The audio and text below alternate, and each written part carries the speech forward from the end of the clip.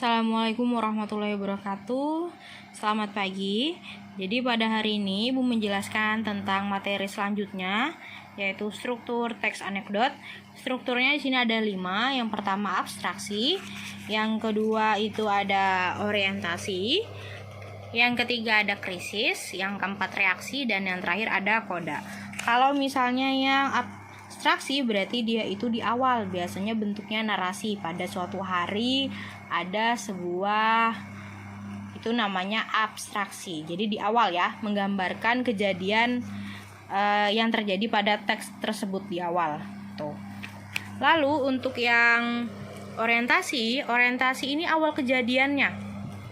Jadi awal kejadian pada cerita atau juga bagian menjelaskan latar belakang mengapa peristiwa utama dalam cerita itu dapat terjadi. Lalu yang ketiga itu krisis. Krisis ini menjelaskan pokok masalah atau kejadian unik yang terjadi di dalam cerita tersebut. Dan yang terakhir itu reaksi. Reaksi ini adalah penyelesaian masalah dari si krisis tadi. Lalu untuk yang koda ini adalah penutup dari teks anekdot itu. Jadi kita langsung aja ke contohnya ya. Ke contohnya di sini ada langsung Ibu tandain strukturnya, yang mana abstrak, yang mana orientasi, mana krisis, reaksi, dan koda. Jadi seorang warga melapor kemalingan. Ini salah satu penggambaran di awal dan bentuknya itu narasi, dia belum masuk ke dalam dialog. Nih abstraksi. Lalu pas sudah masuk dialog seperti ini. Lapor, "Pak, saya kemalingan."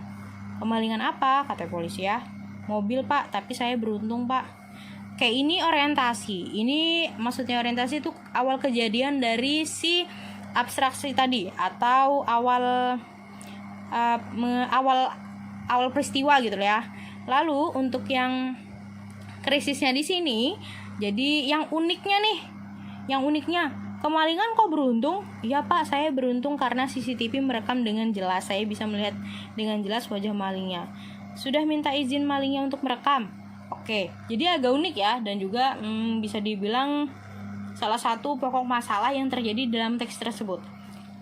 Reaksinya atau penyelesaian masalahnya di sini belum, sambil menatap polisi dengan penuh heran. Karena kan agak aneh ya, kalau misalnya merekam seseorang atau enggak rumah itu CCTV punya kita, tapi harus minta izin sama orang yang masuk ke dalam CCTV tersebut. Padahal yang masuk ke dalam CCTV tersebut tidak hanya ada orang-orang rumah kita, bisa juga tamu dan orang-orang terdekat atau keluarga lah ya. Jadi itu ilegal, Anda saya tangkap. Oke, ini reaksinya dari penyelesaian masalah dari si krisis tadi. Lalu si kodanya atau yang terakhirnya ini, si pelapor ini hanya bisa pasrah tak berdaya. Jadi dari cerita si aksi maling tertangkap CCTV ini bisa dibilang temanya ya sama humor, tidak ada pesan positif sama sekali. Karena kalau di tema humor memang tidak ada amanatnya. Jadi kan di unsur kesastraan tadi itu kan ada beberapa tema ya yang Ibu sebutkan untuk kalian, ada 5 kalau tidak salah. Nanti kalian lihat di materi sebelum penjelasannya. Jadi hari ini itu saja dari Ibu. Semoga paham. Kalau misalnya memang kurang jelas, nanti Ibu jelaskan lebih lanjut di video-video selanjutnya. Ibu akhiri, wassalamualaikum warahmatullahi wabarakatuh.